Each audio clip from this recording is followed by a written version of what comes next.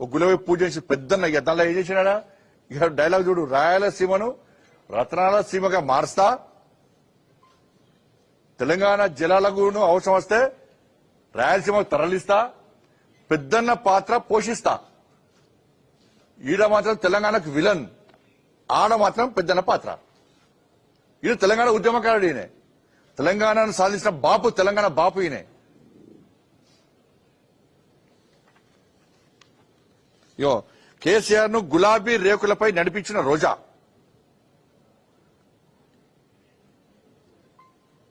పట్టువాస కవితకు కూడా పట్టువాసాలు పెట్టి కవితకు చెప్పాలి మరి అలా.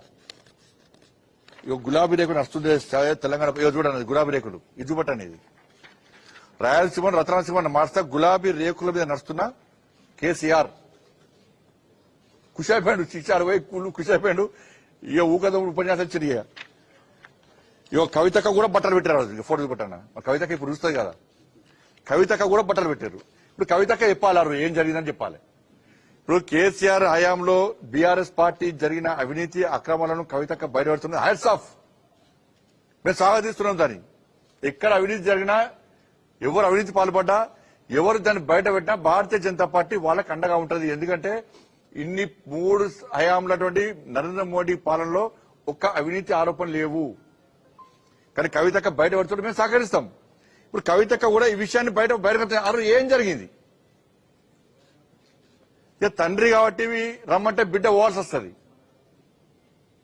మరి కవితక్క స్పష్టం చేయాలి. ఇప్పుడు నీ కూడా బట్టలు పెట్టిన రోజు ఈ బట్టలు పెట్టిన ఈ దావత్ వెనుక ఉన్నట్టు మర్మం ఏంది?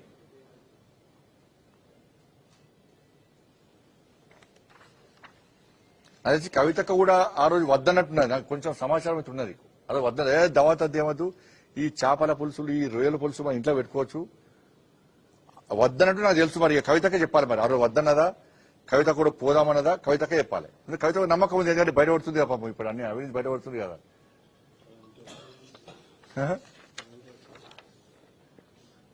ఇక దావా చూడండి, ఇతరుడు చూడ ఈ డైనింగ్ టేబుల్ మీద మొత్తం గిన్నెలే, అన్ని డిష్లే ఇవి. ఏమని రాసిడా, నగరిలో రోజా ఇంట్లో భోజనం చేస్తున్న ముఖ్యమంత్రి కేసీఆర్ దంపతులు కుమార్తె కవిత, దావత్ ఇచ్చిన రోజా. ఈ లోపలికి రానిచ్చిన కిచెన్ కూడా రానిచ్చిన ఫోటోగ్రాఫర్లను. ఈ తిని తిని ఏం చేసింది తెలుసా? ఇది ఈ నాన్ వెజ్ తిరుమల యాత్ర కూడా రద్దు చేసుకున్నారు. తిరుమల బంద్ చేసుకున్నారు. రోజు పిలిచిన తిరుమల యాత్ర రద్దు.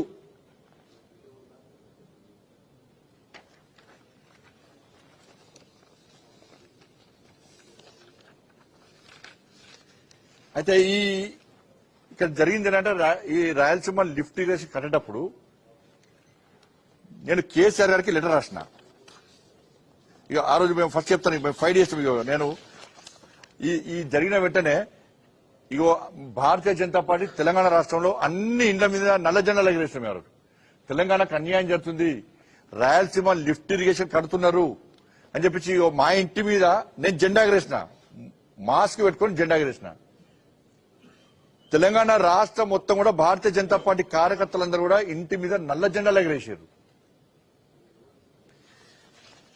మేము రౌండ్ టేబుల్ మీటింగ్స్ పెట్టాం. కృష్ణా జలాల వినియోగంలో కేసీఆర్ విఫలం.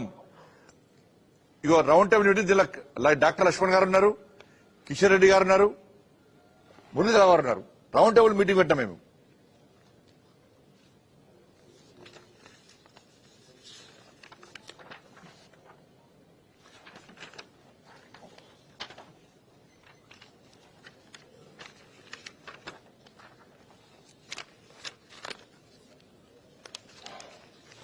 ఇది అన్ని అయిన తర్వాత ఈ లిఫ్ట్ ఇరిగేషన్ కడుతుంటే నేను కేసీఆర్ గారికి ఒక లెక్క రాసిన.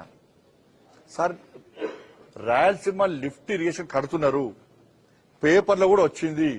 మరి జగన్ గారు మీ ఇంటికి వచ్చిండ్రు, నువ్వు రోజక్క ఇంటికి వేణవు, దీనిలో మర్మమేంది?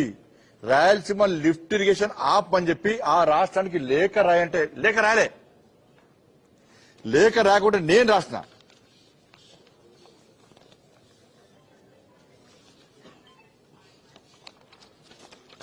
ఎప్పుడన్నా 3/7/2021 రోజు ఫస్ట్ గజేందర్ సింగ్ షెకావత్ గారు రాసిన లేఖ, రాయలసీమ లిఫ్ట్ ఇరిగేషన్ కడుతున్నారు, మా తెలంగాణకు అన్యాయం జరుగుతుంది, ఇక్కడ రాష్ట్ర ముఖ్యమంత్రి పట్టించుకోలేడు అని చెప్పి కేంద్ర మంత్రి గజేంద్ర సింగ్ షెకావత్ గారికి నేను లేఖ రాసిన. లేఖ అనేది ముఖ్యమంత్రి రాలే, నేను రాసిన లేఖ రోజు.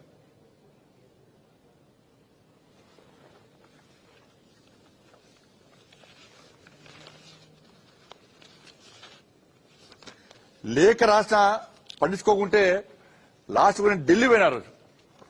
ఢిల్లీ పోయి కేంద్ర మంత్రి గారిని కలిసి నేను, సార్ నేను కేసీఆర్ లేఖ రాసిన,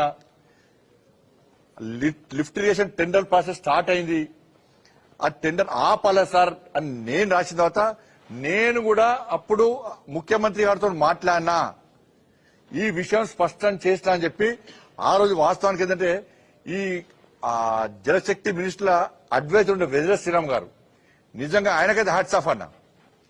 వెదిర శ్రీరామ్ గారు ఇట్లా ఆ రోజు అడ్వైజర్ ఈ జలశక్తి మినిస్టర్ అడ్వైజర్ లేకుంటే ఇవాళ తెలంగాణకు మాత్రం పూర్తిగా అన్యాయం జరిగేది. నాకు ఎప్పటికప్పుడు సమాచారం ఇవ్వడము, రెండు రాష్ట్రాలకు న్యాయం జరగాలి, మన రాష్ట్రానికి అన్యాయం జరగద్దు, ఆంధ్రప్రదేశ్కి అన్యాయం జరగద్దు.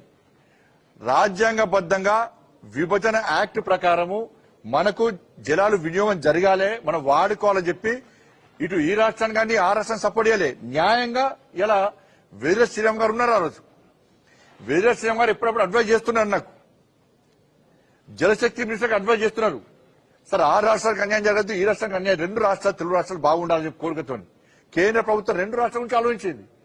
కానీ తెలంగాణ రాష్ట్రానికి జరుగుతున్న అన్యాయాన్ని కేంద్రం ఎప్పుడప్పుడు హెచ్చరించింది, అయినా కూడా మాట్లాడలే.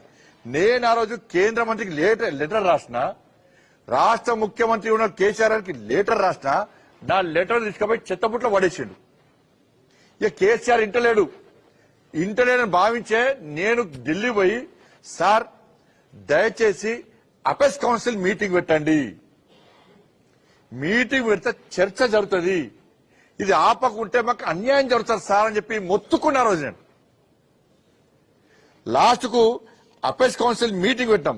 ఏ రోజు?